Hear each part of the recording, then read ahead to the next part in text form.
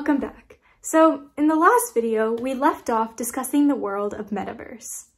As a quick reminder, Metaverse simulates the real world, wherein people live in a virtual world but perform actions that people in the real world do every day, such as go shopping, eat at restaurants, communicate, socialize, etc. In this video, we'll be discussing a series of similar concepts, including Web 3.0, decentralized autonomous organizations, more commonly known as DAOs, NFTs, blockchain, cryptocurrency, Bitcoin, and Ethereum. Let's begin by diving into the world of Web 3.0. Imagine that Sarah here is surfing the web for some new shoes. She really likes the genre of sneakers and repeatedly looks at different kinds of sneakers. Then she notices that the next day, and several days following that, random ads for sneakers would pop up when she was merely reading the news or on an unrelated website on Google. Sarah was shocked. Was she being stalked? Or could the internet read her mind? Or was there something else at play? With a little research, she realized that this was due to the power of Web 2.0 that allows the machine to learn a little bit about us with every Google search by storing details about our search and using the info to enhance itself for the next time we use it. Previously, Web 1.0 merely served as a one-way communication, where individuals could search things up and the internet would answer without recording any information on the back end. Yet in Web 2.0, not only did the computer learn info on the back end, but it also allows individuals to post things online, comment on different platforms, interact with online users as well as their machine, etc.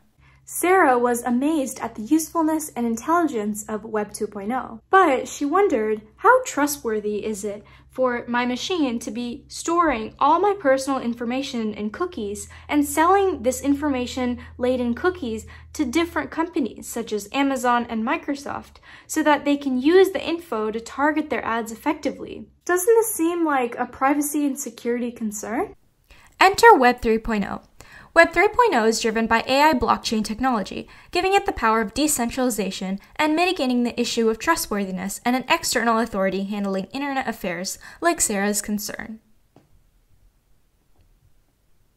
A moment ago, I mentioned two terms, blockchain and decentralization. Let's dig deeper into these terms. Blockchain, a popular buzzword, allows for the decentralization of data on the internet and establishes trust in the digital realm. Blockchain is essentially composed of a series of blocks that contain certain information and is open to the public. Let's take a closer look at the components of a block. So every block has the data stored inside of it, its hash, and the hash of the block preceding it. The data stored inside of a particular block varies blockchain to blockchain. For example, if we had a blockchain about Bitcoin cryptocurrency, which we'll dig deeper into later in this video, this blockchain would hold and track balances of Bitcoin transactions. Each block would contain details about the sender, receiver, and amount transferred. Now, onto the block's hash. This hash is unique to the block and essentially serves as its identification.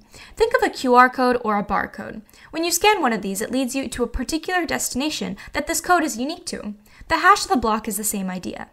Now, what's important to note is that the hash of a block is assigned right as the block is created, and if the block is changed, then the hash of the block will also be changed.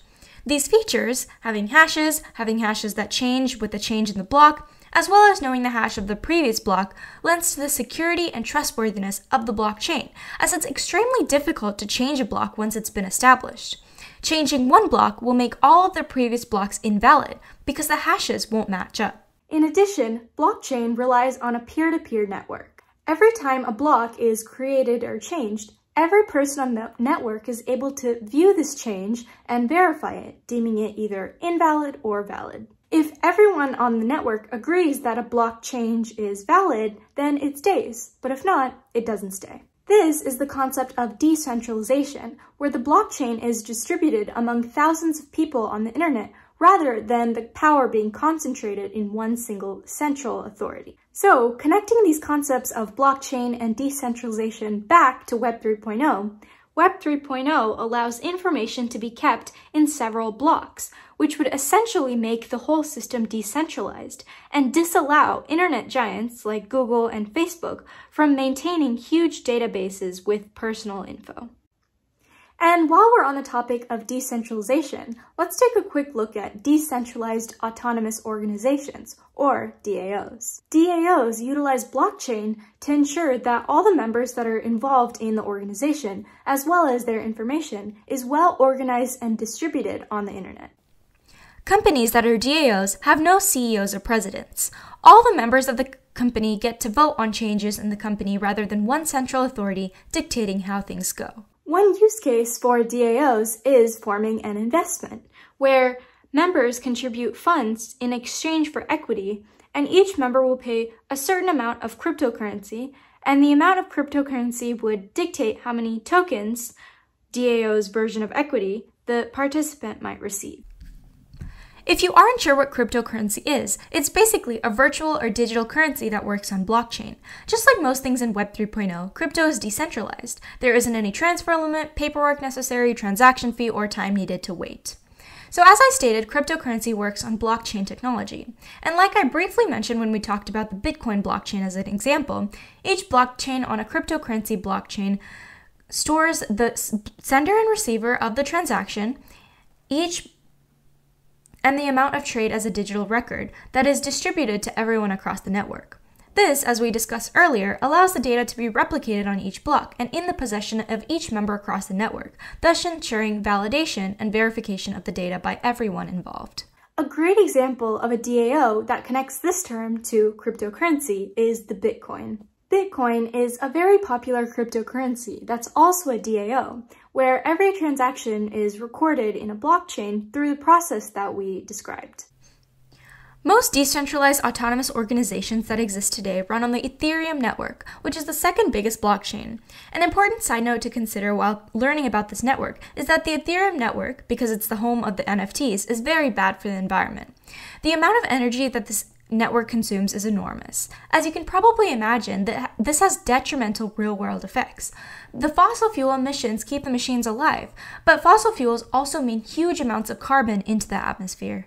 This is ironic because all the concepts that we're discussing, metaverse, blockchain, crypto, etc., are all online and intangible, yet they have such deep-rooted real-world effects that affect real-world people. Now, a second ago, I mentioned the word NFTs. Let's take a look at what this is all about before we transition back to our discussion about Web 3.0. NFTs stand for non-fungible tokens. Let's break this term down. Fungible means replaceable by an identical item. For example, physical money and even other cryptocurrencies are fungible because they can be traded for one another and are exactly equal in value. One Bitcoin that one person has is the same as one Bitcoin another person has. However, NFTs are different. Non-fungible means that there's only one specific item. In a sense, something that is non-fungible is non-replaceable and are far more valuable than something that is fungible. Each NFT has a digital identification that disallows one NFT to be matched to another that exists, or for one to be exchanged with another one. That's why Jack Dorsey's first tweet, just setting up my Twitter, is an NFT that sold for $2.9 million. There's only one of these that exists. So as I mentioned earlier, most NFTs exist on the Ethereum blockchain. NFTs are minted from digital items that can initially be tangible or intangible, such as graphic art, videos, souvenirs, GIFs, music, video game skins, etc. NFTs are basically like a digital version of items that can be collected. An individual that owns an NFT gets exclusive ownership rights for that NFT. And the reliance on blockchain as the home of NFTs allows for very easy verification of ownership of these different NFTs. We'll get back to Web 3.0 now, but after that we'll be connecting NFTs to the concepts that we learned in the last video, Metaverse. For Web 3.0, we last left off on a discussion about Web 3.0's feature of decentralization that makes this new internet so useful and effective. Now we'll be discussing 3 more transformative features of Web 3.0. First is the fact that Web 3.0, unlike the previous versions of the web, is powered by AI and machine learning. As we learned in the previous videos on this channel, natural language processing allows machines to understand human language in nuanced ways, just like another human would. This feature of Web 3.0 allows the machine to be even more effective when answering our queries, because the machine will not be thrown off by human errors or other differences in linguistics. Another feature of Web 3.0 is its permissionlessness and trustworthiness. This is closely related to the concept of decentralization, decentralization. In Web 3.0, users do not rely on an external authority and instead interact with one another directly. Your cookies will not be stored and bought by an internet giant for their well-being. And the final feature is Web 3.0's Ubiquity. This internet, unlike past internets, which are mostly limited to smartphones and PCs, will be accessible to anyone at any time and anywhere, thanks to the Internet of Things technology that will launch in several new types of devices. So, this is the essence of Web 3.0. Now, a moment ago, I mentioned that we'd be referencing NFTs in the context of Metaverse. So, as we briefly discussed in the last video, one of the key use cases for Metaverse is the ability to game online. Like Fortnite, where people can take on different avatars and play the game online while connecting to all kinds of different people, people in online games in Metaverse usually buy skins to represent the character that they're playing. People have begun to transform these game skins into NFTs. Because NFTs use blockchain, blockchain can verify all of the NFTs and the different game skins and who owns each one. Because of this, players own their own skins and all of their assets and can either use them in different games or sell them in the market. This essentially prevents big gaming companies from owning all of the skins and making huge profit off of them. Everything in the future society revolves around these repeating concepts of blockchain,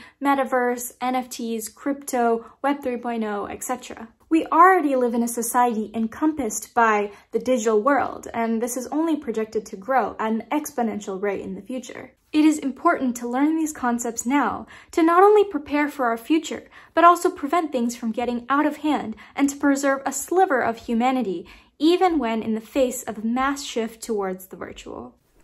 So, as a quick summary to the concepts we learned in this video and the last, Metaverse is a virtual world in which individuals can take on a specific avatar and perform actions that humans in the real world would, like attending meetings, going to concerts, interacting with other individuals, shopping, going to restaurants, etc.